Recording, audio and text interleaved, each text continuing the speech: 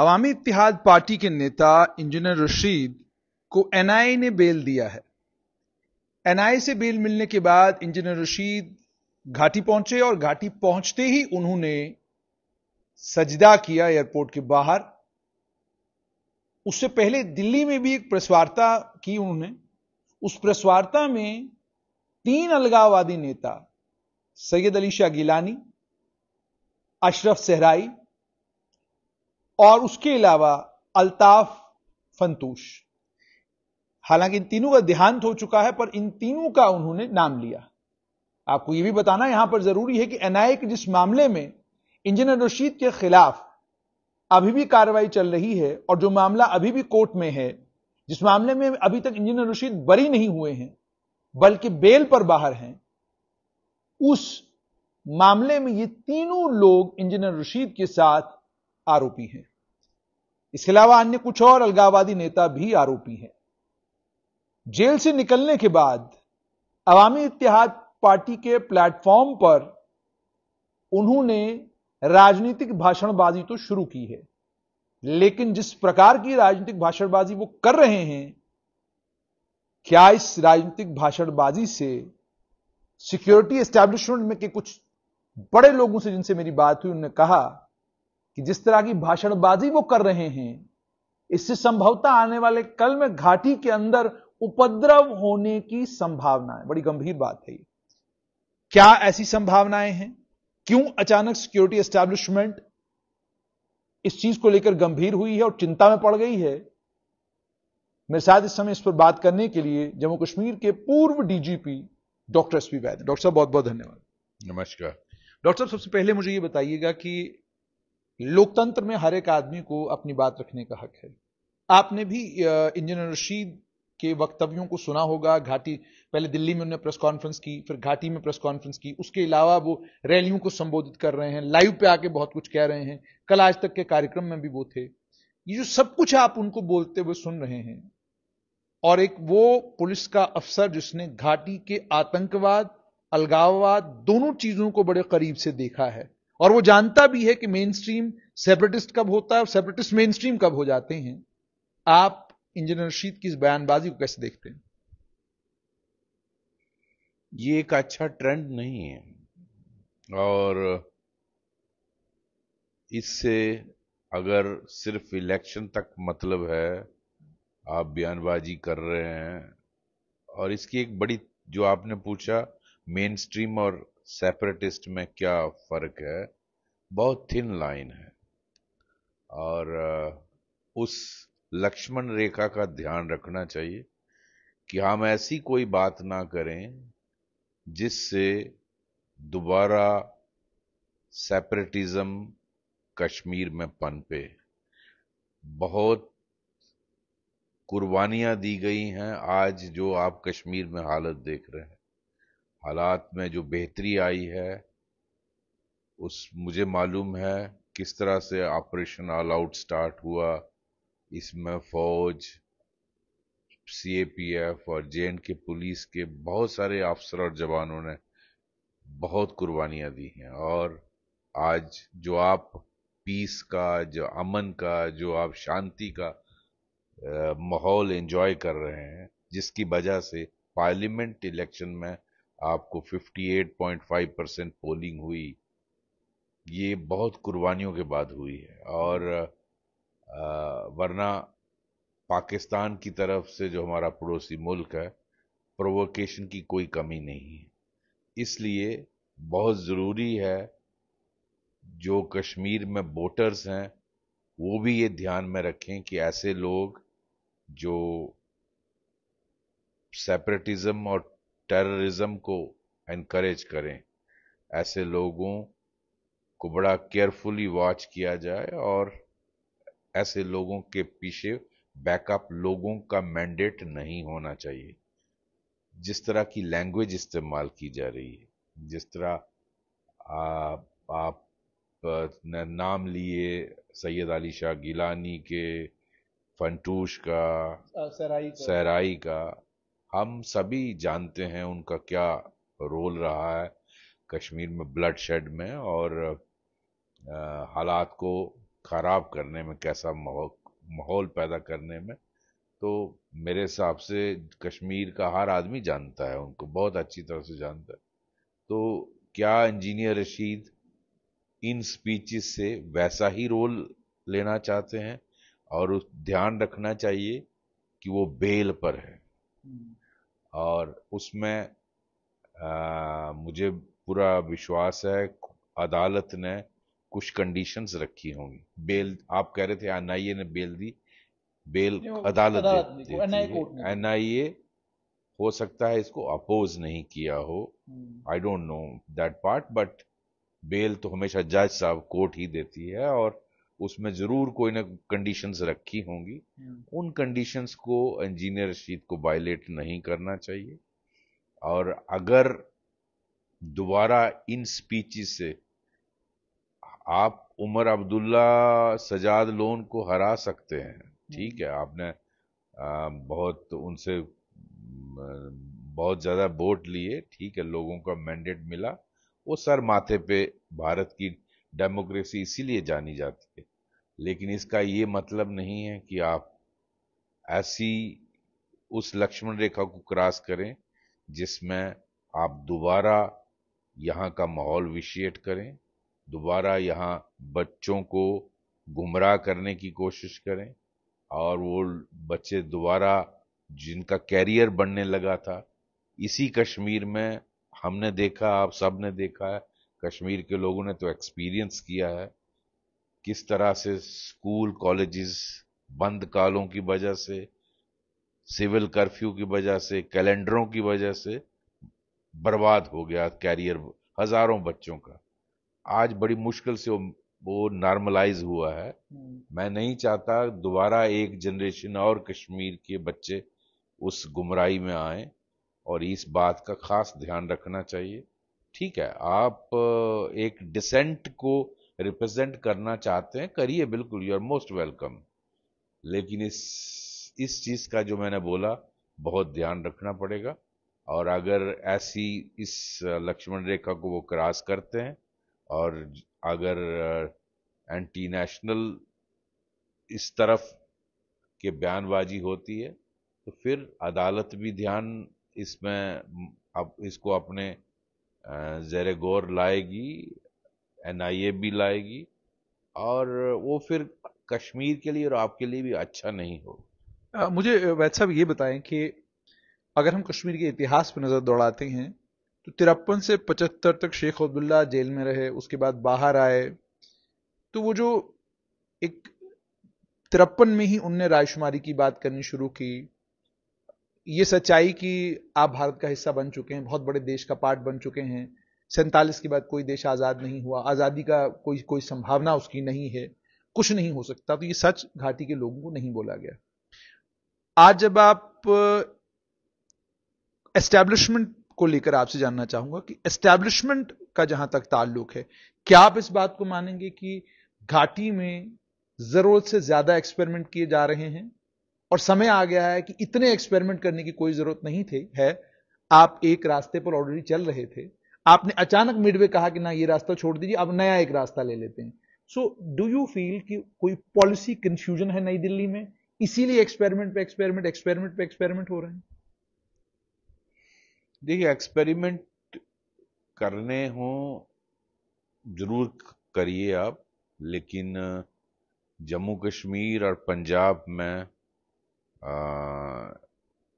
जो इंजीनियर रशीद और अमृतपाल सिंह को जेल के अंदर बैठते हुए, जिनके अगेंस्ट सीरियस चार्जेस थे,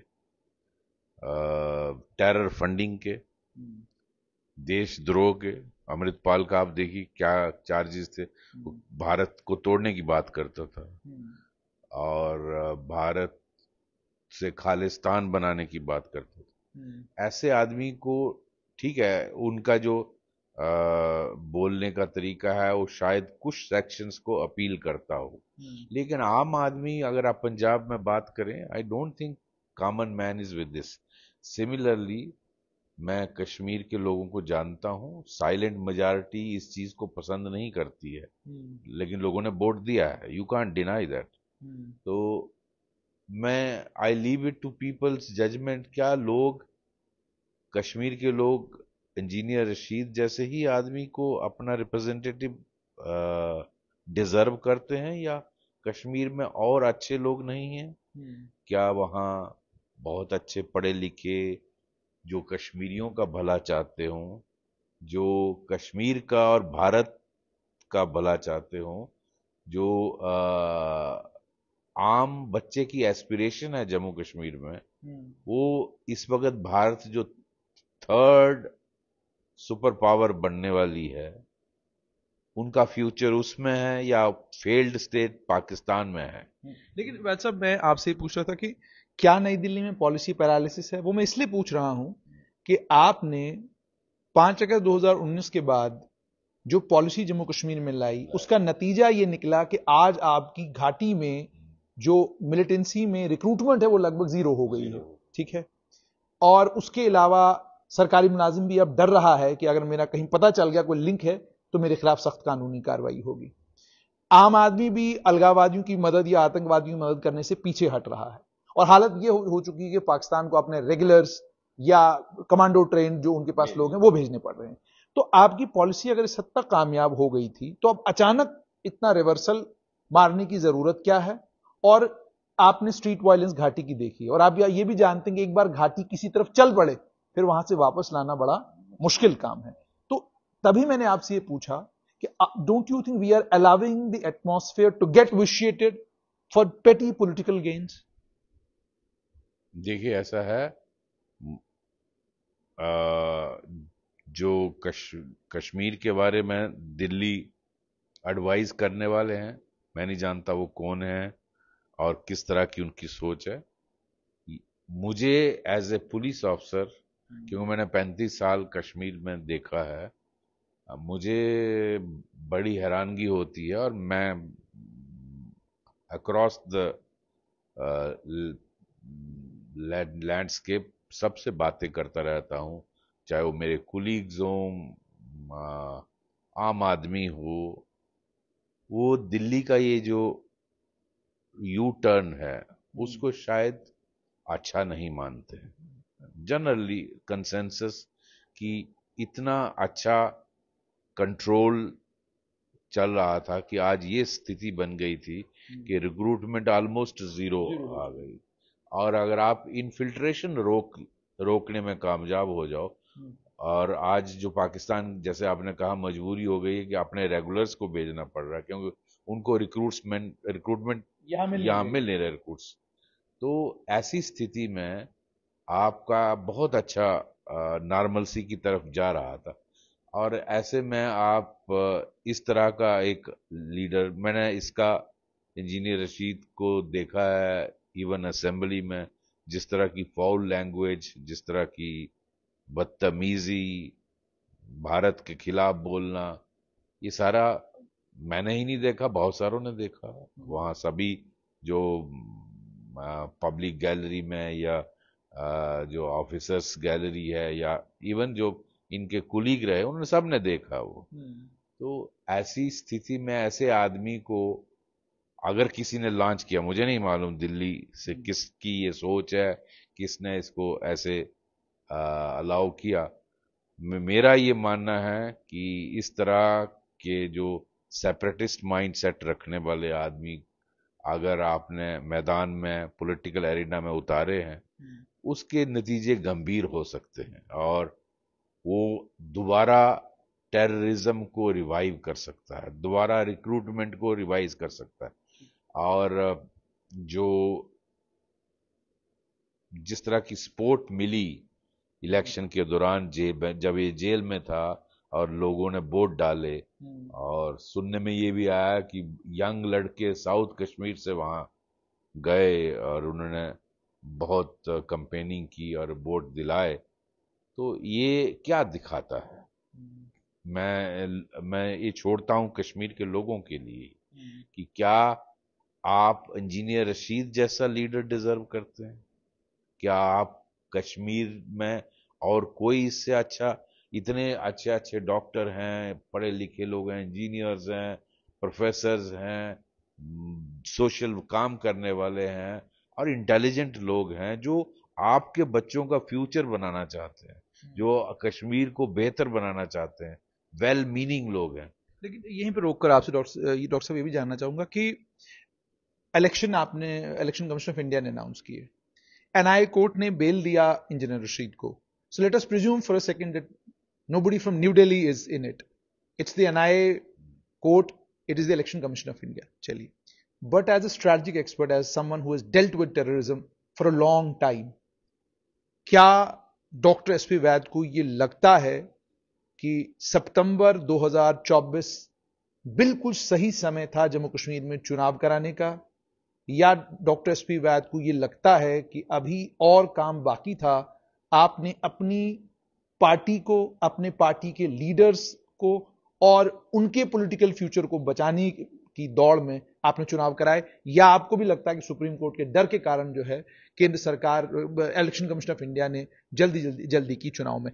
do you think this was appropriate time to hold assembly elections in Jammu and Kashmir? देखिए, ऐसा है कि ये बात कानून की भी है। अगर आप देखें कि जब तक आप कन्विक्ट नहीं हुए तो आपको रोका नहीं जा सकता इलेक्शन लड़ने से। दैट इज व्हाट इंडिया का लॉ है। तो आपके खिलाफ जितने मर्जी केसेस हों, दैट इज वन। बट मेरा ये मानना है, और मैं ये अपने पार्लियामेंटेरियंस के लिए छोड़ देता हूं, हालांकि वो शायद मेरे सजेशन को इतना अच्छे तरीके से ना, क्योंकि वो कोई भी ऐसी चीज नहीं चाहते जिससे उन पर रिस्ट्रिक्शंस आए। ऐसा कानून होना चाहिए कि जहां सीरियस चार्जेस हों, सीरियस चार्जेस नेशनल सिक्योरिटी के, serious charges like murders and wraps,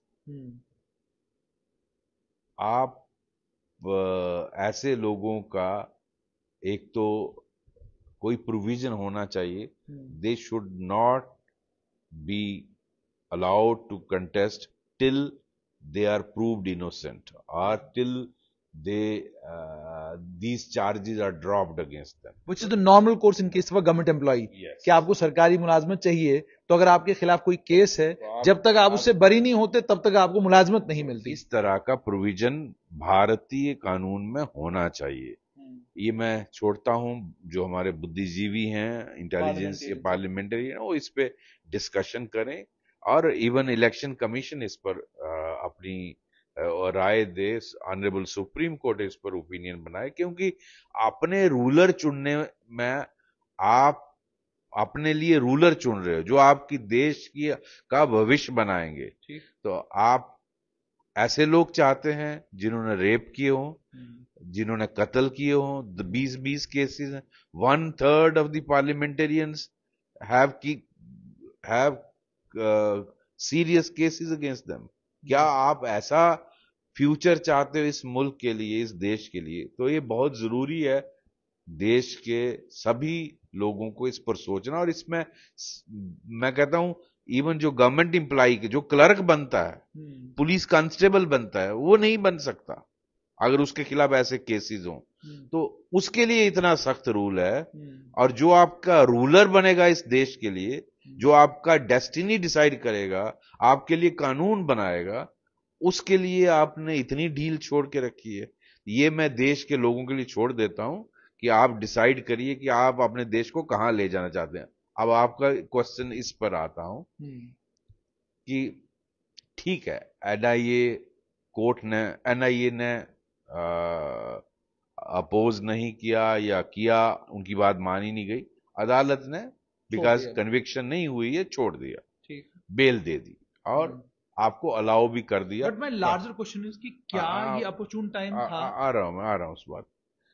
अब यहां तक जहां आपका सवाल है कि क्या इलेक्शन का सही वक्त था, देखिए सुप्रीम कोर्ट ने 370 पर बड़ी डिटेल्ड हियरिंग की, 317-35 पे, वो सब ने देखा ऑनलाइन उसकी प्रोसीडिंग्स।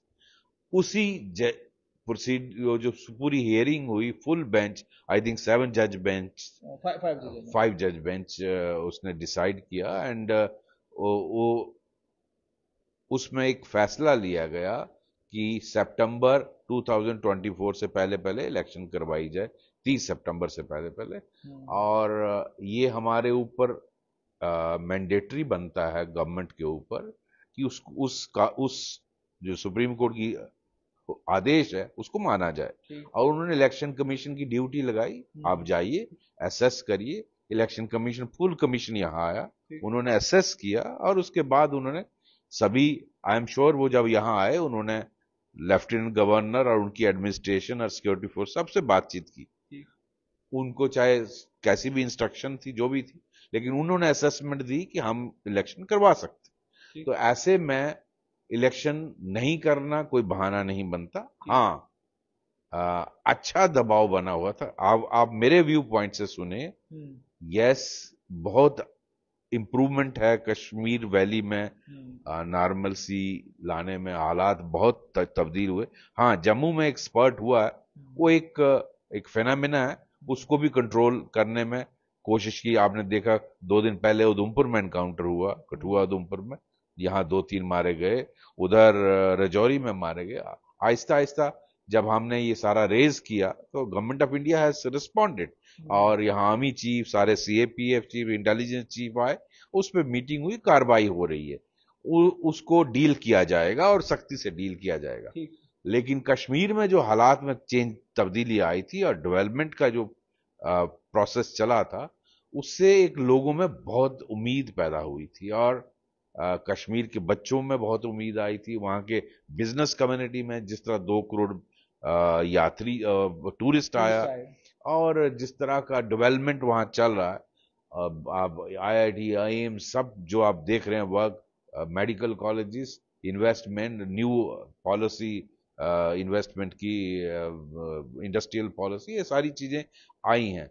लेकिन मैं समझता हूं इस पर और कंसोलिडेट करने की जरूरत थी। अगर आपको सुप्रीम कोर्ट का ऑर्डर मानना भी है, इलेक्शन करवानी ही है, लेकिन ऐसे लोगों को you should have ensured that they do not cross the line. If they cross that thin line, जिसको मैं लक्ष्मण रेखा बोलता हूं, वो then he should go back again where जहां से उसको लाया गया यहाँ। बट आपसे ये अंडरस्टैंड करना चाहूंगा कि जम्मू कश्मीर रीऑर्गेनाइजेशन एक्ट जो कानून 2019 में लाया, उसमें statement of objects and reasons कि आपने ये कानून क्यों लाया, आपने उसमें कहा कि हमने जम्मू कश्मीर को रीऑर्गेनाइज किया है लॉ एंड ऑर्डर की सिचुएशन को ठीक करने के लिए। जब लॉ एंड ऑर्डर की सिचुएशन ठीक हो जाएगी, हम जम्मू कश्मीर को दोबारा स्टेट बना देंगे। ये आपका statement of objects and reasons है।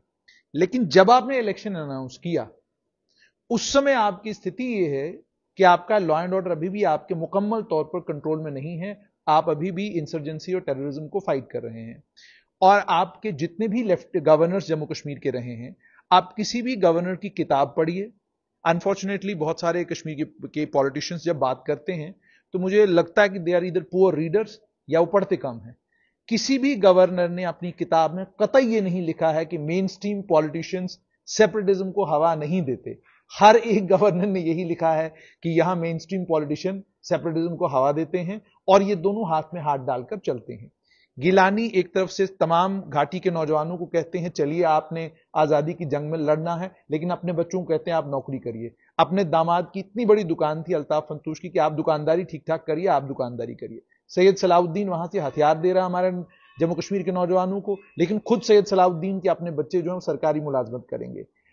उसके अलावा शबीर शाह की बात करें, शबीर शाह दुनिया के लोगों को कहेंगे कि आजादी और ये और वो, लेकिन अपने बच्चों को वो कहेंगे आप एमबीबीएस कराएं, और इसी तरीके से अपने परिवार के लोगों को कहेंगे आप अपनी सरकारी नौकरी करें। अब आपने इन सब चीजों पर रोक लगाई। Do you think as a police officer, as a retired police officer, कि जब आप दोबारा से एक पॉलिटिकल प्रोसेस को आपने शुरू किया है, एक सरकार जब यहां पर वापस आएगी, तो क्या आप उस नेक्सस को बिना ब्रेक किए, आपको लगता नहीं वो नेक्सस रिवाइव होगा और आपके लिए दिक्कत और परेशानी बढ़ेगी?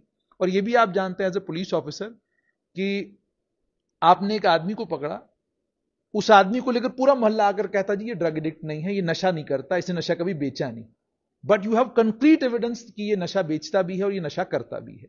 यू हैव कंक्रीट एविडेंस कि टेरर इंसिडेंट्स में इन्वॉल्व है, ये बाजाब्ता क्या कहते हैं किसी के तरीके से वहां पर इन्वॉल्व है। नेताजी का फोन आता है कि यार मैं इसको जानता हूं, छोड़ दीजिए, आप छोड़ देते। 15 दिन के बाद एनकाउंटर होता है, वहां पर पता चलता है कि he was the one who was involve. So that is the kind of history जो आपके उसमें है। डोडा में आपका एक इलेक्टेड एमएलए अपनी गाड़ी में एक आतंकवादी को बिठाकर एक जगह से दूसरी जगह पहुंचाता है। कई एमएलए के ऊपर आरोप ये हैं कि वो टेररिस्टों के साथ बातचीत भी करते थे, उनसे मिलकर चलते भी थे। कईयों को आपने गिरफ्तार भी किया इसी आरोप में कि आप आतंकियों के मददगार थे। तो जब ये आपकी बैकग्राउंड हिस्ट्री है, कैरेक्टर्स वही हैं, now suddenly you have got a realisation that everything is all right, so let us hold assembly election and then there will be everything will be all right in Jammu and Kashmir, primarily because home ministry हमारे पास है। तो in the backdrop of this, I want to understand from you, कहीं ऐसा तो नहीं कि we are in for some more surprises after the formation of government in Jammu and Kashmir, or is it that we are expecting a new somebody from New Delhi will come and take over the government in Jammu and Kashmir? देखो, आपने जो सब कुछ कहा मैं बिल्कुल सहमत हूँ, और ये बिल्कुल सही है कि यहाँ जो मेन स्ट्रीम पॉलिटिक्स है वो हमेशा सॉफ्ट सेपरेटिस्ट पॉलिटिक्स भी चलाता है, साथ साथ लिंक भी रखता है, हुर्रियत हो, ये सब आप सब ने देखा, और वो सेपरेटिस्ट को इस्तेमाल भी करते हैं, इसमें कोई शक नहीं। और अपने बच्चों को नौकरी, सरकारी नौकरियों में भी रखेंगे, लेकिन गरीब के बच्चे को कहेंगे गन उठाओ और जिहाद लड़ो। और आप जिन जिन के नाम ले रहे थे, चाहे वो शबीर शाह हो या जो भी, मैं अब सबके नाम क्या लेना चाहता, आप देखिए कितनी उन्होंने प्रॉपर्टीज बनाई, दोनों तरफ से वो पैसा लेते थे, डबल क्रॉस वो करते थे, सिर्फ लोगों को गुमराह करते थे। ठीक है, यहाँ से मेडिकल सीटें मेरे से ज्यादा बेहतर कौन जानता है किस तरह से सीटें बेचते थे इंजीनियरिंग डॉक्टरों की, आपको यहाँ से भेजेंगे, उसको पाकिस्तान इस्तेमाल करता था, उनको बजाय इंजीनियर डॉक्टर बनाने के उनको टेररिस्ट भी बनाता था, और उसका हवाला लेते थे। किस तरह इनके पास हवाला से पैसा आता था, ट्रेड से पैसा आता था, ये हर चीजें इन्होंने यूज की हैं। और पत्थरबाजी के लिए पैसे दिए जाते थे, ये सब कुछ हुआ है। अब कश्मीर के लोग मेरे से अच्छी तरह जानते हैं, वो सब जानते हैं, कश्मीर में बहुत इंटेलिजेंट लोग हैं और वो सब कुछ जानते हैं, हर आदमी हर चीज जानता है। लेकिन ठीक है, अगर आपको इलेक्शन करवानी भी थी, उसमें आप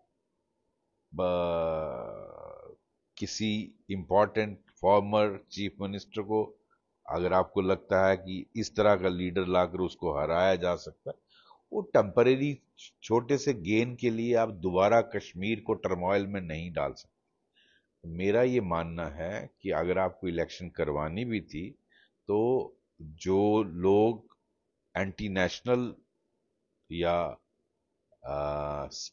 प्रो सेपरेटिस्ट अप्रोच लेते थे, उनको उसमें रेस्ट्रिक्शंस होनी चाहिए थी कि आप नेशनल सिक्योरिटी के मैटर में आप ये लाइन क्रॉस नहीं कर सकते।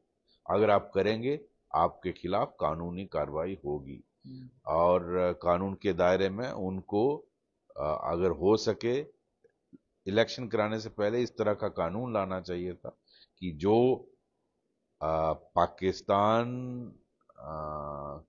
प्रो पाकिस्तान बात करेगा, जो आप मोदी गवर्नमेंट को क्रिटिसाइज करिए ना, आप डेवलपमेंट इश्यूज पे बात करिए ना, लोगों के वेलफेयर की बात करिए ना, आप किसी की हेल्थ फैसिलिटी, हॉस्पिटलों की क्या हालत है, स्कूलों की क्या हालत है, उसकी बात करो। Social welfare, widows, old age homes नहीं है, इन चीजों की बात करिए ना, उस पे आप जितना मर्जी कंटेस्ट करिए, no one has, everyone will welcome it. But आप आते ही इस तरह की बातें करते हो, तो मैं समझता हूं इन चीजों पर एक वो होना चाहिए था, अंकुश लगना चाहिए। यू कांट स्टॉप इनडेफिनेटली कि इलेक्शन नहीं होंगे, वो पॉसिबल नहीं है, वो होनी ही है। लेकिन एक वो रखना चाहिए था, जो इसके beyond you cannot disturb national security. You cannot disturb normal law and order situation in Kashmir. मैं समझता हूं उस चीज का ध्यान रखना चाहिए था. हालांकि गवर्नमेंट ने अभी लॉ एंड ऑर्डर अपने अंडर रखा है. एलजी का आपने देखा जो रीऑर्गेनाइजेशन ऑर्डर हुआ उसमें lieutenant governor will control the law and order. That means indirectly government of India MHA will control the. But यहीं पे रोक के आपसे सवाल पूछना चाहूंगा. जम्मू कश्मीर जैसी यूनियन टेरिटरी जिस पर पूरी दुनिया की नजरें हैं, अपने मुल्क में अपने देश में किसी का क्या हाल है कोई लेना देना नहीं, लेकिन आपके यहां क्या और उस पर लेना देना है. क्या आपको लगता है कि वहां law and order lieutenant governor के पास हो, गृह मंत्री के पास दिल्ली में हो, क्या आपको लगता है कि यहां का जो पॉलिटिशियन है वो इतना अनइंपॉर्टेंट है इंटरनेशनल लेवल पर कि वो एक यूनियन टेरिटरी में भी जब कोई बड़ा हंगामा करेगा, अरविंद केजरीवाल दिल्ली में कुछ करते हैं, does not gate international headlines. But क्या डॉक्टर एसपी वैद को यह लग रहा है कि वही डॉक्टर फारूक अब्दुल्ला, उमर अब्दुल्ला, महबूबा मुफ्ती, मोहम्मद यूसुफ तारिगामी, हकीम मोहम्मद यासीन, इंजीनियर अब्दुल रशीद, या उनकी जमात के लोग, या जमात इस्लामी के लोग, या उसके अलावा सैयद अल्ताफ बुखारी, या सज्जाद गनी लोन, या बिलाल गनी लोन, या कोई और पॉलिटिकल लीडर, जब आपकी लेजिस्लेटिव असेंबली में कोई भी ऐसी बात करेगा जो बात आपको लगता है कि यह बात देश हित में नहीं है, it won't make international headlines. इसके कारण से आपको वॉशिंगटन से प्रेशर नहीं आएगा, इसके कारण आपको देश विदेश से प्रेशर नहीं आएगा. क्या डॉक्टर एसपी वैद को लगता है कि Jammu and Kashmir does not have that kind of audience? क्या ऐसा आपको लगता है, या आपको भी ये लग रहा है कि नहीं भाई ये मुख्तलिफ है दिल्ली से, इसको दिल्ली समझने की गलती ना करें? नहीं नहीं नहीं, मैं उसमें बिल्कुल क्लियर हूं. Jammu Kashmir was always making headline. It will continue to make headline. So don't you think we need to be a bit more careful? Yes, इसीलिए मैं कह रहा हूं बहुत ध्यान से. ये एक आग है जिसके साथ बहुत ध्यान से खेलना चाहिए. यहाँ हाथ जल भी सकता है, तो इसलिए यहाँ आप इस तरह के माहौल को अलाउ करेंगे कि कल को लड़के दोबारा रेडिकलाइज होने लगे, हथियार उठाएं, और जिसका एडवांटेज पाकिस्तान को मिलेगा. ऐसा आग का खेल नहीं खेलना चाहिए. और मेरा ये मानना है कि एक लक्ष्मण रेखा ड्रॉ करनी चाहिए, नथिंग बियॉन्ड दिस. लेकिन जैसे आपने कहा लक्ष्मण रेखा को लेकर, डॉक्टर साहब एक और चीज जो कहीं से सुनने को मिली, कहीं पढ़ने को भी मिली, कि नहीं जी कोई आतंकवादी रिक्रूटमेंट नहीं हो रही. किसी से मैंने पूछा, बड़े उन्होंने कहा जी नहीं रिक्रूटमेंट की तो वहां कोई जरूरत ही नहीं है. मैं जी क्यों? कहते वहां रिक्रूटमेंट की इसलिए कोई जरूरत नहीं, because that is a fertile ground for us. Trouble spot for us वो जम्मू रीजन. दिक्कत तो जम्मू रीजन में है हमारे लिए. दिक्कत क्या है जम्मू रीजन में? कि जनाब यहां रिक्रूटमेंट नहीं होती, यहां लोग हमारे साथ नहीं चलते. ये रजौरी वाला हमको रजिस्ट करता है, ये पुंछ वाला हमको रजिस्ट करता है, रियासी में लोग रजिस्ट करते हैं, आप हमको पुणे में लोग रजिस्ट कर रहे हैं, बाकी जगहों पर लोग रजिस्ट कर रहे हैं. तो जहां फर्टाइल ग्राउंड नहीं है वहां पर खबर भी बड़ी बनेगी, बड़ी दूर तक हमारी खबर जाएगी. जहां फर्टाइल ग्राउंड है वहां तो कभी भी हम डिस्टर्ब कर सकते हैं. So I want to understand in the backdrop of this, जहां एक टेररिस्ट कमांडर जफर, जिसका इंटरव्यू आपने भी सुना होगा, ये सारी बातें वो अपने इंटरव्यू में कह रहा है. वो अपने इंटरव्यू में ये कह रहा है कि पत्थरबाजी को लेकर बहुत खबरें आई. कई बार मैं भी कहता था आई वुड नॉट एग्री कि भाई पैसे लेके कोई पत्थरबाजी क्यों करेगा. बट देन जफर सेज कि जी पत्थरबाजी तो हमारे मिशन का एक हिस्सा था, हड़ताल हमारे मिशन का हिस्सा था, उसके बाद कुछ नहीं करना है, शांति से बैठे रहना है, यह भी हमारी स्ट्रेटजी का हिस्सा है.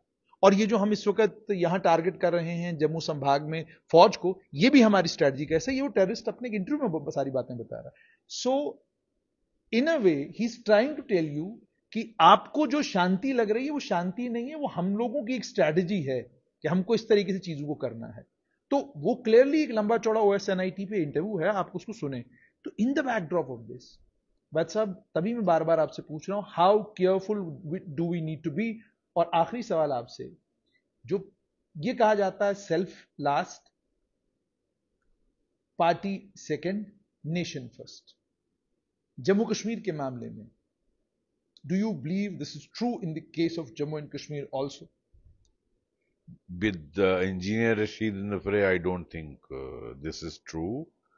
I don't think what has been said कि self लास्ट में, पार्टी बाद में और nation first. I think this election should have been fought on issues of development, on issues of people's problems, on issues of not separatism, on issues about our future with India, and how we can benefit from the growth story of India. These should have been the issues. ये मेरा मानना है, ये issue होने चाहिए थे जो future generation के लिए इंपॉर्टेंट है कश्मीर, जम्मू कश्मीर में. लेकिन ऐसा लग नहीं रहा जो आप कंपेनिंग देख रहे हैं. और जो आपने टेररिस्ट का इंटरव्यू मैंने देखा नहीं है, लेकिन जो आप बता रहे हैं, मैं टेररिस्ट की मेंटालिटी जानता हूं. उनके मैं समझता हूं काफी हद तक सही कह रहा है. ये पार्ट ऑफ स्ट्रेटेजी भी होता है. और जम्मू रीजन जहां सपोर्ट इतनी फोर्थ कमिंग नहीं है, यहाँ क्वेश्चन से अभी जो आपने स्पर्ट देखा जम्मू में, because of money, because of question. And ये दोनों चीजें आप जानते हैं, हम सभी जानते हैं, वो होता है. जिसके सामने पास गन है वो आपसे कुछ भी करवा सकता है. कितने लोग उसको रेसिस्ट कर सकते हैं. या आपको पैसे का लालच दिया जाए, पैसा चीज ही ऐसी है कि कोई भी उसमें बह जाता है. हाँ, जहां तक आइडियोलॉजी का सवाल है, जम्मू में इतना आपको फोर्थ कमिंग नहीं मिलता नहीं है. इसीलिए पाकिस्तान, मेरी इंफॉर्मेशन के मुताबिक, बहुत सारे जो जम्मू के लड़के 90s में और अर्ली 2000 में पार चले गए थे, उनको इस्तेमाल किया जा रहा है, उनके कॉन्टेक्ट्स को इस्तेमाल किया जा रहा है. तो यहाँ इसलिए फोकस जम्मू रीजन था पीछे जो आपने स्पॉट देखा, क्योंकि कश्मीर में जो सिक्योरिटी ग्रिड है वो बहुत टाइट थी और वो वहाँ कोई खास अचीव नहीं कर पा रहे थे. उसको एनकैश करना चाहिए था और एक हेल्दी पॉलिटिकल डिबेट करनी चाहिए थी इस इलेक्शन में, जो देखने में अभी तक नहीं आ रही. बहुत बहुत शुक्रिया. तो आपने सुन लिया कि पूर्व डीजीपी डॉक्टर एसपी वैद का ये कहना है कि चुनाव को रोका नहीं जा सकता. चुनाव तो जम्मू कश्मीर में होना तय थे, होने भी चाहिए थे, सुप्रीम कोर्ट की भी डायरेक्शन थी. मगर सवाल यह है कि एक लोकतंत्र में जब चुनाव हो तो आम लोगों के मुद्दों के ऊपर चुनाव हो. जब आप चुनावी मुद्दों की जगह अलगाववादी नेताओं को याद करें, और उन नेताओं को याद करें जिन नेताओं के ऊपर गंभीर आतंकवाद के साथ लिप्त होने के और आतंकवादियों की मदद करने के आरोप हों, तो फिर मामले गंभीर हो जाते हैं.